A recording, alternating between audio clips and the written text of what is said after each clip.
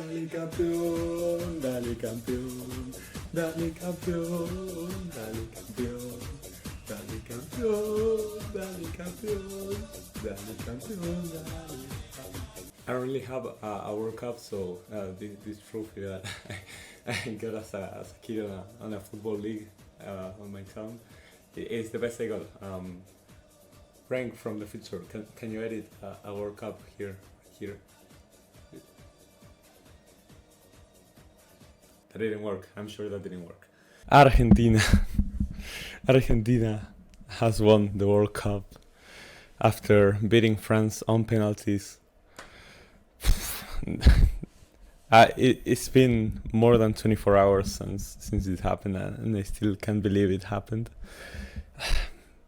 This is probably gonna be a super long video, more than usual, but I think it's for a special occasion. It's been 36 years since we last won the World Cup, all the way back in 1986, and it was Diego Maradona who lifted that cup. And now it's Lionel Messi who lifts the trophy for Argentina. The two goats of the sport, in my opinion, both Argentinian and both have already won the World Cup. This shirt that I have right here, it's already too old, man. It's already too old. We need to add a new start over here, because it's our third World Cup title, and it feels so surreal. I still have no voice after screaming my lungs out yesterday during the celebrations. It's crazy. I spent the day and the match with my father. We watch every national team game together, or most of them. And yeah, he was there when Argentina won it for the first time in 1978, and when we won it on 1986. And I can't imagine how long the wait must have been for him, all those 36 years, more than half of his lifetime, just seeing Argentina fall short again and again and again and again and again and again and again and again. After we finally made it, this team, they've done it. They fought so hard for that result, for that trophy that they wanted so hard, and they deserved it. I think they deserved it. I think that we were the better team today, and throughout the entire tournament we were superior to every opponent that stood in our way, and we are deservedly the world champions. It feels so surreal to say. I still watch the videos and the pictures of Messi lifting the World Cup, and I can't believe it, because it feels fake. It feels like those images have been edited or something, because I dreamt it. I dreamt about it for so long that now that I'm actually seeing it, it feels like it isn't real. And it is real. It happened. And I couldn't be more happy. As a football fan and as an Argentinian, yesterday was the best day of my life, undoubtedly. But we had to suffer for it. For a few moments, I thought it might be the worst day of my life, that it would be a day that I would want to forget forever. I want to say, once again, Lionel Scaloni, masterclass over Didier Deschamps today. During the first 70 minutes of the game, there was only one team present at Lusail Stadium, and that was Argentina, who pressed so much on that midfield and forced France out of the game, forced them out of their comfort zone.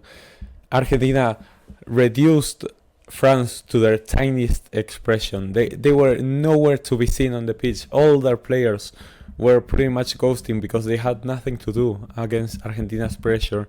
Against every time we lost the ball, we were all pressing so high up, trying to get that ball back as possible. And France stood no chance for the first 70 minutes. Like, I'm watching a lot of people saying, like, for the first 70 minutes, that was the most boring World Cup final they've seen. And that's merit to Argentina, because we were so superior that, yeah, I can understand. It's boring to watch when a single team is so dominant. And that only speaks testament to how dominant Argentina was during those first 70 minutes. And that France, they were terrible, they were awful, they were nowhere to be seen. During that first half, obviously, we had that penalty awarded. I believe It was pretty soft. I'll say that. I think it was a pretty soft penalty, but during this World Cup, we've seen that this World Cup, it's been all about soft penalties. Like, the amount of soft penalties that have been given this World Cup is actually insane. I don't think I can agree with that criteria. I think that it should be considered a contact enough to foul someone inside the box, and not just any contact be a penalty. Like, this wasn't the softest penalty given at this World Cup. There have been even more sketchy penalties given. So under the criteria that FIFA has given to referees, I think that it was definitely a penalty, and Messi put it away like always. And like that, he became the only player in history to score in every single stage of the World Cup: the group stage, the round of 16, the quarterfinals, the semifinals, and the World Cup final. And that second goal, man, that second goal was pure class. Like, in my opinion, one of the best goals of the tournament. It should be in that top 10 video they make every year. Just a wonderful sequence with Julian Alvarez pressing, getting the ball back. It bounces off Otamendi. Messi gets the ball. Messi passes it over to Julian. Julian, first touch to McAllister. McAllister, first touch to Di Maria.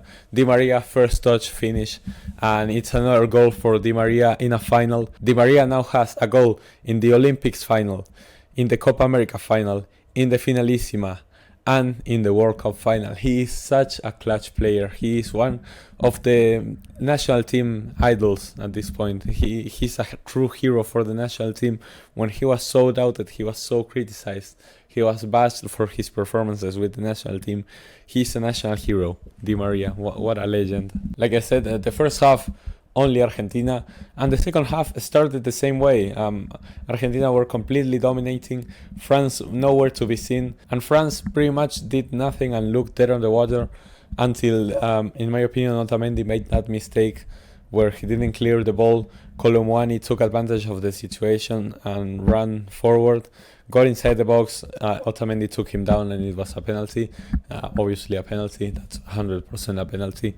And it was a very bad mistake from Otamendi, but I can't really criticize Otamendi. I think he's been the best defender at this year's World Cup. Like, if you remove that single mistake by Otamendi, which was obviously a very grave mistake, you know, it was very bad.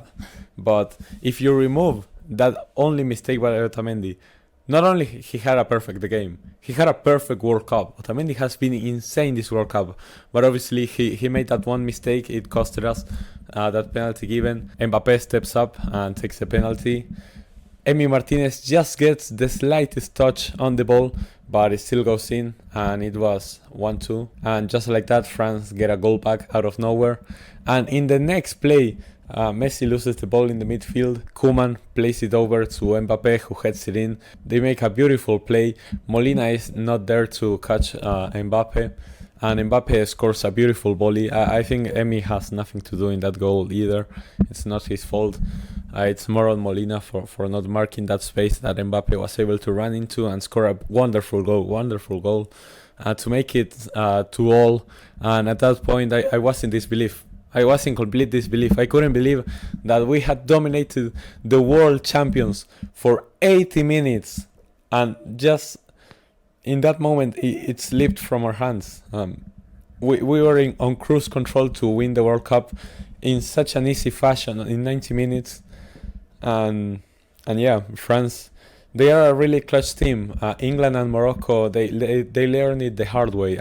France doesn't need to play well to get results, and they showed it here once again, that they were stinking up the place for 80 minutes, and out of nowhere, their players, their quality up top, show up, and they get 2 goals back to make the game level. So overall, Argentina very dominant for 80 minutes, and then on complete disorder for the next 10 minutes. France get 2 goals back, and suddenly they look a bit better. They look like they might actually win the game, but it obviously wasn't like that. Romero had to make a few clearances, Acuña had to make a few clearances, Enzo Fernandez had to make a few clearances, and so we go into extra time. In extra time, the first half, not much happens, or at least not that I remember. I need to watch the game again. I'm gonna have this game on replay for a long time. Not much went down in the first half of extra time. Second half, We get that third goal where Lautaro Martinez is just barely onside, because remember that arm doesn't count for offside. You only count for offside with parts of your body that you can score with. That's something that we explained in the Saudi Arabia video already, because that's why Lautaro Martinez was offside by half a shoulder back then, not an entire arm. Here he is onside, thanks to Varane.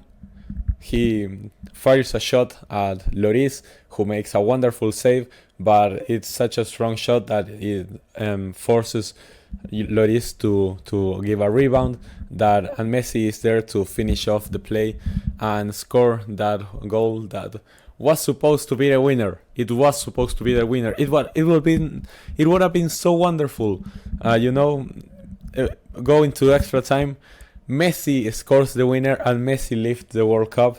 But no, it wasn't meant to be, because in the 118th minute, corner comes in, the rebound lands on Mbappe, Mbappe fires a shot and it hits on Montiel's elbow. I've seen people say that's a harsh penalty. I think it's 100% a penalty. I'm not complaining on that one. I think it's also a penalty. The referee, I think, was excellent today. The referee was excellent on the day. That also was a penalty, because even though Montiel is trying to move his shoulder away from the trajectory of the ball, he still has it like this, and it hits his elbow. He's clearly like widening the size of his body, not trying to block the shot. Like, it's not intentional, obviously, but it's obviously very unlucky, but that's how it goes. It's handball, and so it's a second penalty to France, and Mbappe stands again. And this time Dibu Martinez doesn't guess the right way. It's the only penalty that he didn't guess the right way. And Mbappe scores to make the game level once again. Mbappe is scoring a World Cup final hat-trick. The only player to do so since Geoff Hurst on the 1966 World Cup final in England. Which is quite insane. And yeah, and we go into the penalty shootouts. Now, I said before the game that I didn't want penalties, but if the game were to go to penalties, I think we were the better team in penalties. But while we were going into penalties, I was so nervous, because I was thinking about all the other times, all the other finals. I was thinking about 2014 all over again, and I was like, bro, we did everything to win this game. We did absolutely everything. We dominated the World Cup champions for 80 minutes. They didn't get a touch of the ball. They didn't get a shot on target for 80 minutes. We completely dominated them. We were winning 2-0. We were on cruise control, and it slipped out of our hands. We go into extra time. We get a goal. We have to hold on to that lead. It feels like we are winning the World Cup, and it once again slips out of our hands. And I was like, no way. Maybe we were not destined for it. Maybe it's not our destiny. Maybe it is in our time. Maybe it's 2014 all over again. Maybe it ends in heartbreak again. And so into the penalties, I was so nervous. But once again, Emi Martinez, this man is a legend. Who, by the way, I even forgot to mention, that save Emi Martinez made on the last minute of extra time. I'm gonna say it right now. Like, you can call me biased, whatever you want. I think that's the most important save in football history. That's the most important save in World Cup history. Like, try to think of a bigger occasion to make a save. It's the World Cup final. The game is equalized. It's the 123rd minute of extra time, the absolute last breath of the game. And there's a one-on-one between the striker and the keeper. Point blank shot, and you save with your leg, stretching out as much as possible to make that save. Like, people are comparing it with Casillas on 2010, and that was another game-winning save back then. But this one, back then, in 2010, when Casillas made that save, there was still time to play. If Colomwani scores that goal, it's over. It's literally over. The World Cup final, the biggest game ever. The biggest game in international football, the biggest game of the sport. It's over if that goal goes in. I think it's the biggest save of football. Like, there's no bigger game, there's no bigger moment, there's no bigger point in the game than the last minute of the game, and you make that save.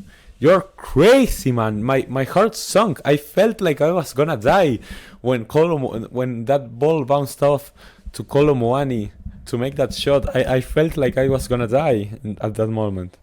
But Dibu saved us. Dibu saved us completely, and in the penalties, he did as well. He gets another touch of the ball on Mbappe's penalty. Mbappe just doesn't miss. He doesn't miss. Like, Emi Martinez touched the ball in 2 of his 3 penalties, and it wasn't enough to clear neither of them. But then he stops Coman's penalty, Tchouameni's penalty goes wide, and Lionel Messi, Paulo Dybala, who was subbed in only for the penalties, and I was so scared for, Paulo Dybala also scored. Leandro Paredes, who never misses from the spot. Gonzalo Montiel, who never misses from the spot, gives us the World Cup trophy after 36 years. Like I said, for me, who I had never seen my team, my nation, win the World Cup. For my father, who had to wait 36 years, more than half of his lifetime. My father was my age when we won the cup in 1986. He had so many heartbreaks at the World Cup. To finally see us lift the cup again. We cried together for a solid minute, just hugging, because we couldn't believe it. It was so crazy. So talking a bit about the players who stood up to me, or actually everyone who played in the final, because they all deserve massive recognition.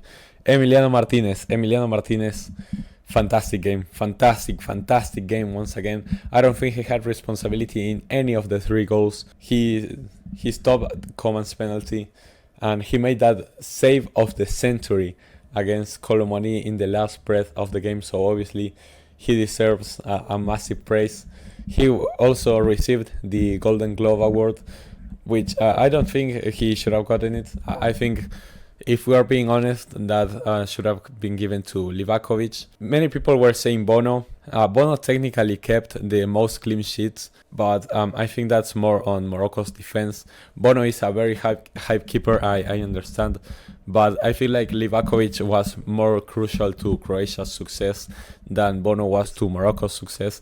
Like, only if you looked at that Brazil game, that was Croatia's most important game this World Cup, Livakovic made 11 saves and also stopped a few penalties, and was also crucial in the 3rd place playoffs that Croatia won over Morocco. So I think that Livakovic should have been given the Golden Glove, but I'm obviously not mad that Emi Martinez got it, and he's still a fantastic keeper, and he showed up in the biggest stage, in the biggest game of his life. He showed up, and I couldn't be happier. Nahuel Molina had a very good game.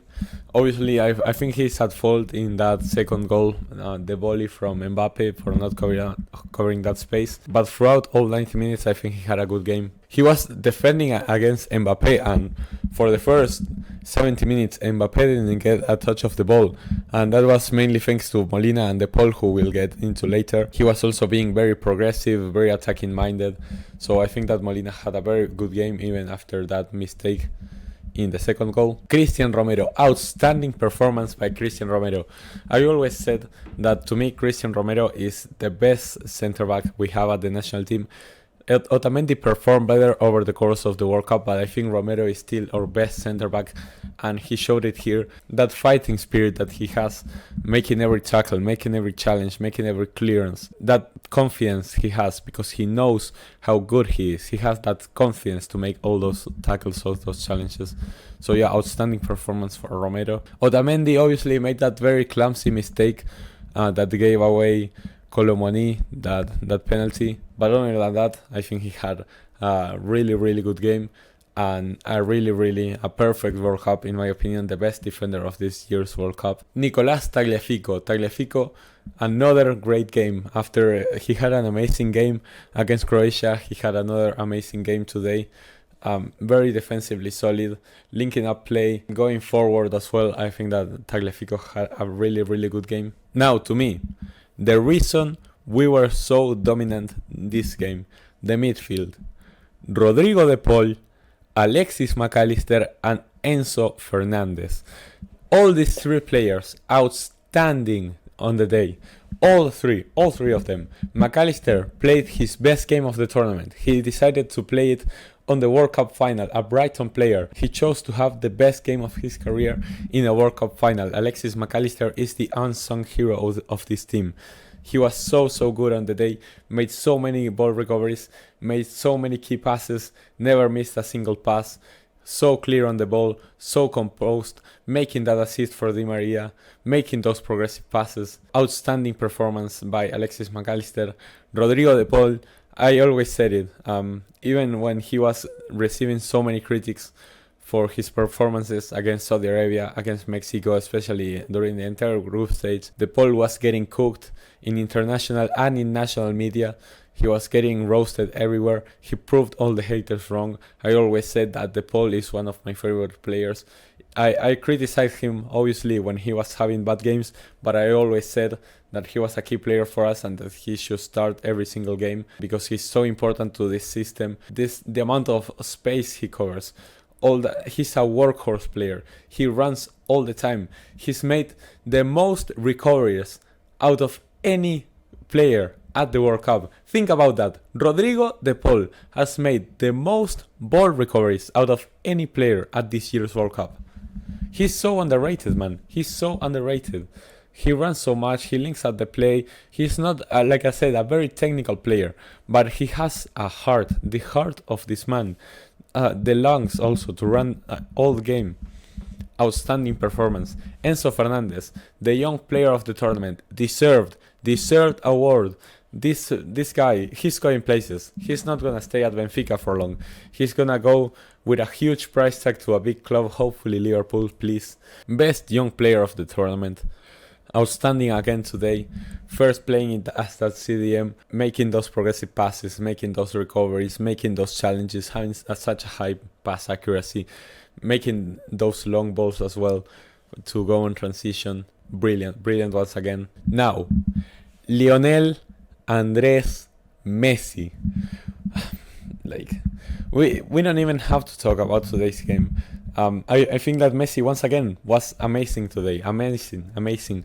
So apart from scoring 2 goals in a World Cup final, apart from scoring in every single stage of the World Cup, Messi scored 7 goals this World Cup.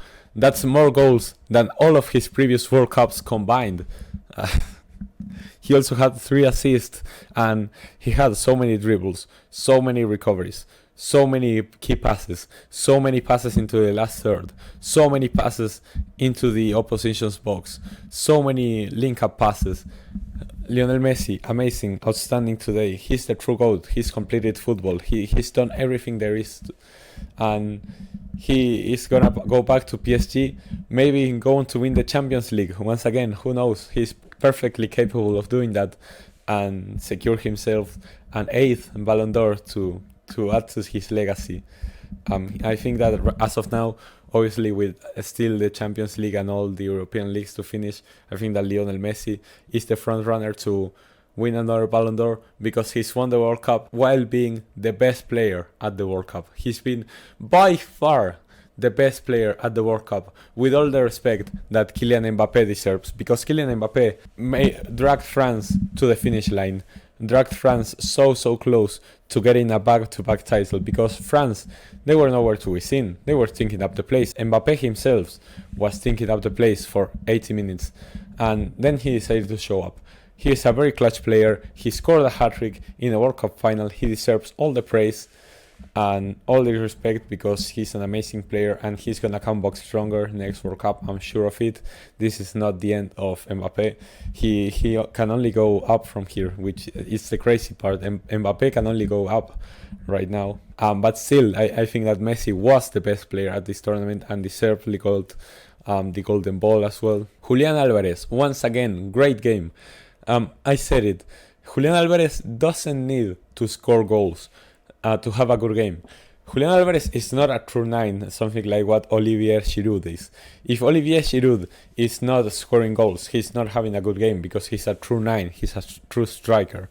Julian Alvarez doesn't need to score goals to have a good game because he has that work rate, he has that pressing, he has that coverage of the entire attacking zone. He drops back to midfield, he makes those ball recoveries, he's involved in the link-up play. He's such a complete striker, such a complete player, and once again he was great today. Even if it wasn't his best game like against Croatia, even if he didn't score those goals, he was still great on the day, and he deserves massive credit because he was not the starting striker for us at the start of the World Cup. And he showed up big, same as Enzo Fernandez, same as Alexis McAllister, who were all the bold decisions that Scaloni had to make during this World Cup and paid dividends. They all paid dividends. And now the other key player of this year's final, Angel Di Maria. What a legend, what a legend. Another great tactical decision by Lionel Scaloni, deciding to play Di Maria on the left-hand side, because since the World Cup in 2018, Di Maria had only played one single game on the left-hand side. And I'm sure that Scaloni did this because he knew that Didier Deschamps would be scouting the Argentinian team and would be preparing for a possible return of Di Maria. And I'm sure he was preparing Di Maria to go like he always does on the right-hand side. I'm sure he was preparing Theo Hernandez to go up against Angel Di Maria, and Scaloni completely surprised him, outsmarting him, playing Di Maria on the left-hand side where he usually never plays, and going up against Dembélé and Koundé, who were nowhere to be seen. They were nowhere close to Angel Di Maria. Dembélé, he could never catch Di Maria. He ended up committing that penalty.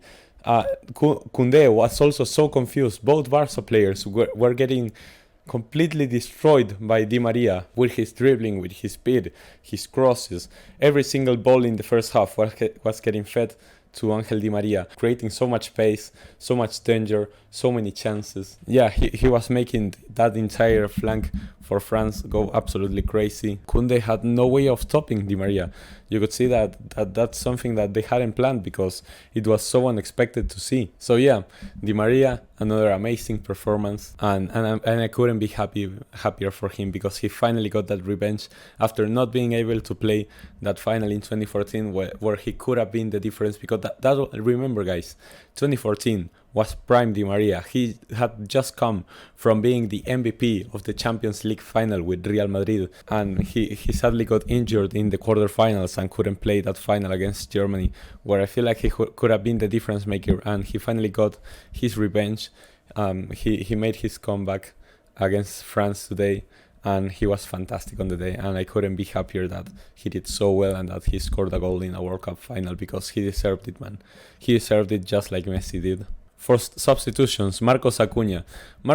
I think he was good on the day. When he was subbed in for Di Maria, there were a lot of question marks, because especially you'd expect Acuna to be subbed on in replacing Tagliafico, doing left back for left back, but that didn't make much sense.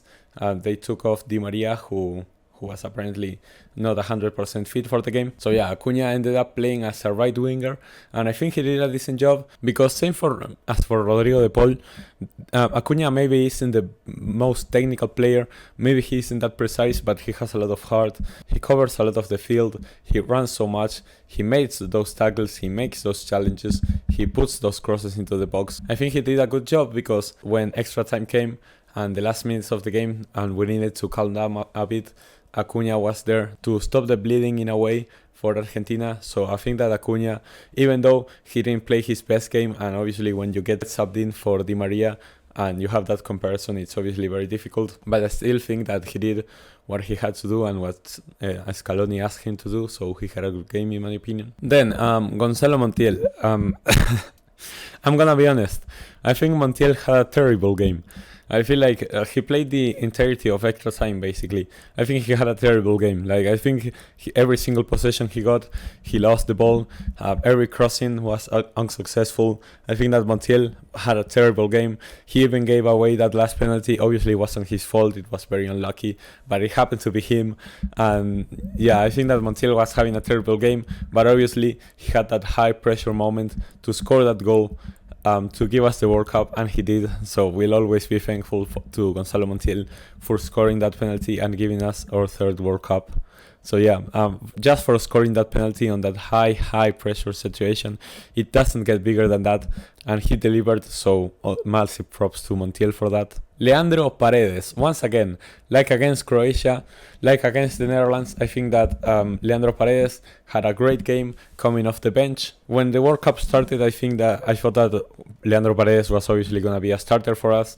Then Enzo Fernandez showed his quality and became our main CDM. But when Paredes came on, when it was extra time, Argentina needed the ball, needed to control possession, needed to get control back in the game, and Scaloni realized that France had subbed in so many strikers that they basically had no midfield left. Paredes came in, and he brought so much stability, so many progressive passes. He gave so many good passes, so many key passes through the lines. Those passes between the lines were so good. Those ball recoveries. Paredes, once again, like against Croatia, like against the Netherlands, great game coming off the bench, in my opinion, and he also put away his penalty in the shootout. So I think that Paredes, the minutes that he had to play in extra time, they were great. Lautaro Martinez, El Toro. I don't get the Lautaro Martinez slander. I honestly don't. Like, obviously, he didn't score this World Cup. Like, what else do you want him to do? He's doing everything he can. Against the Netherlands, he had 2 great chances, both saved, once by Virgil van Dijk, the other by Noppert. In the semi-finals, he also had a few chances. And this final, once he came off the bench, I think he was fantastic. Honestly, Lautaro Martinez was always putting himself in a good position to score, was trying every single shot, every single angle, and I think that Lautaro just got really unlucky this World Cup, because I thought that he was doing everything right to score at least a goal, and it wasn't meant to be. The third goal, the one that Messi scores in extra time, it comes off a rebound from an amazing shot, a very powerful shot by Lautaro Martinez that Lloris is forced to give a rebound. So I think that once he came on, Lautaro played a great game. Those few minutes that he had to play, I think that Lautaro did great. He was, like I said, just very unlucky to not be able to get his goal. He missed that header at the end. That was like the only bad thing that he did in this final. But for what he did once he came on, I think that he had a great game. Pesela and Dybala didn't really get to play much. They didn't touch much of the ball. Dybala did score his penalty in the shootout, so I'll give him credit for that. And to Pesela, obviously playing in a World Cup final is huge. Getting to one is already huge. Playing it is even massive, and winning it even more massive. So still massive props to Pesela, even though he didn't get to play much. But yeah, to Pesela and Dybala, I don't think I can give much of a rating because they didn't play much. But obviously massive props to Dybala for scoring that penalty in the shootout, which was so important. And we've been talking about Lionel Scaloni a lot, but I didn't have the time to mention him, and this won't be the time to mention Lionel Scaloni. I won't talk about Lionel Scaloni today because I'm planning to do a separate video about Lionel Scaloni, because he's changed absolutely everything for the national team. So we are not gonna talk about Lionel Scaloni today, but expect very soon a full video about Lionel Scaloni and his history with the national team and everything about him and everything he did this World Cup, because I think it was completely outstanding by him. So yeah, expect that video very soon. For now, I just want to leave you with some final thoughts. We had to wait so long, man. After 2014, I thought, okay, this sucks, you know, but I feel like I thought that Messi had the tournament of his life.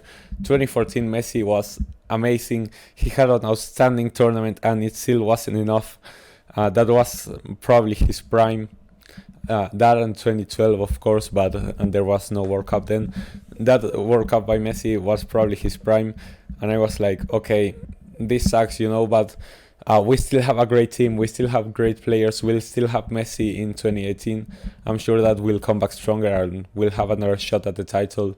But after 2018 and the complete disaster that World Cup in Russia was for us, with Sampaoli, the whole mess of a team we had, and the bad atmosphere, the mad mode on the team, the troubles with the Football Federation, I was like, man, this was it.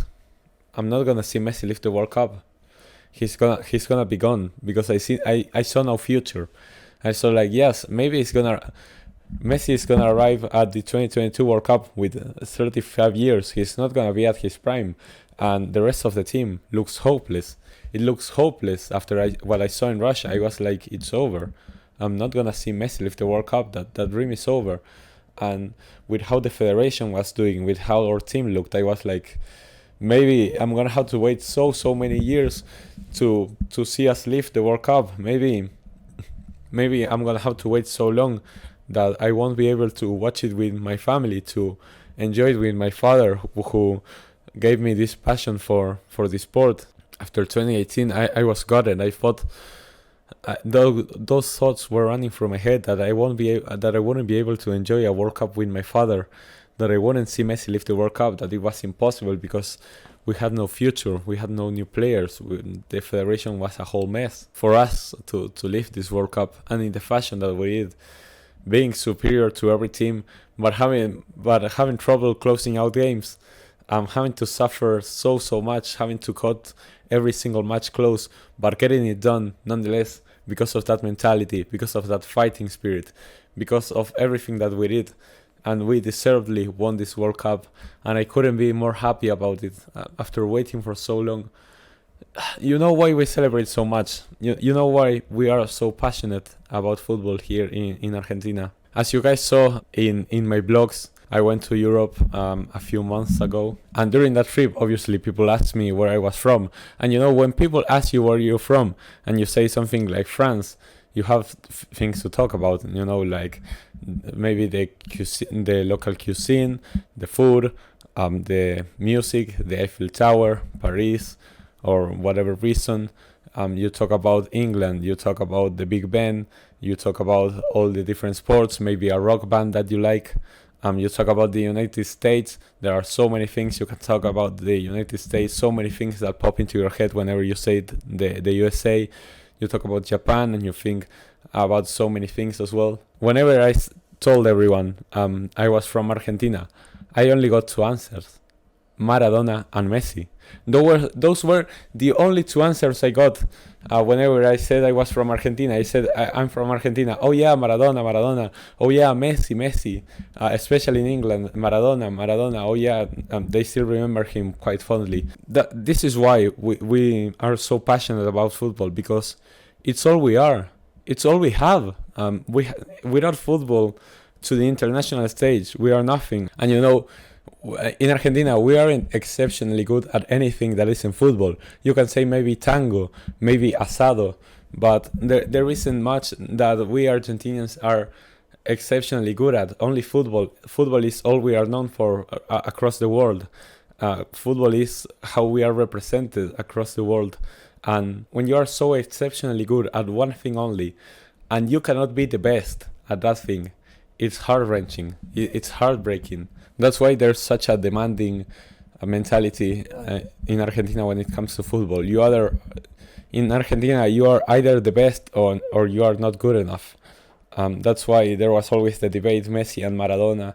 Messi will never be like Maradona because he didn't lift the World Cup. Those kinds of discussions were had here because we only value what we can do in front of the eyes of the world for football, where we have to be the very best or else it doesn't matter. And for a country that's so exceptionally good at football and not only football, and is represented across the world only by football, to not win the World Cup for so long, for 36 years, it was painful. It was so much to take in. It was impossible to take in. And to finally win it, to finally get back that World Cup to South America after so much European dominance, after this new European style of positional football, of technical play, and losing that flair, losing the fun part about football, the dribbling, the one-on-ones, the challenges, the fans, that fun part about football, it was fading away because the World Cup kept going to Europe because of that European dominance. To bring back the cup to South America, it's huge, and it's gonna be great for the sport because that flair is gonna come back. The style is gonna be once again about those 1v1s, about those dribbles, about that flashy football that we all fell in love with, those magical skills that we watch in compilations. That's what it's gonna be about, and it's gonna be beautiful. Everyone who loves football should be happy about Argentina winning it, to bring back that style of football for Messi, obviously. And yeah, in Argentina we couldn't be happier. We are gonna remember this. We're gonna cherish it for the rest of our lives. It's gonna stay with us. I'm gonna keep all the moments I shared with my father, with my friends, with the people of my town, with my country, with my countrymen, with these players who I thank. I thank all these players for what they've done. I thank this coaching staff as well. I thank them all because they made me the happiest person, because they gave me the happiest feeling I've ever had, and this is something that I'll keep with me forever. So yeah, I want to also thank you all, guys. This was the first. I started this channel not too long ago. This is covering this World Cup for you guys. Was an amazing journey, especially since I got to cover it all, and from start to finish, from Argentina's perspective, from the winner's perspective. It's been amazing to share it with you guys. To all the people who congratulated me for the win, thank you. For the people who supported me, thank you very much. For all the people who wished Argentina to lose the World Cup, for all those people who wanted to deny me this happiness, for all those people who said that the World Cup was rigged, I have no words for you. I don't think it's even worth mentioning, you guys, because I don't think you even believe what you're saying. If you look at the games, if you look at the World Cup, you can't find a better team than Argentina. We deserve this from start to finish, and no one gave something for free to us. It was all our effort, all our fighting spirit, our mentality, and our football, because we played so well and we deserve to win the tournament. So yeah, to all those haters who wanted to see Argentina lose, keep crying. And to all of you who supported me, thank you so very much. To all of you who supported Argentina, thank you. And this is for you as well. You have all the right to celebrate for Argentina, because this is for you as well. This victory is also for you, for always supporting and for always backing this country that loves football so much. So thanks for staying all the way to the end if you did. Sorry, this was a very long video, but the occasion deserved it. You don't win a World Cup every day, and I wanted to get all my thoughts out, at least for today. So yeah, thank you guys so much for watching, and I'll be seeing you guys next time.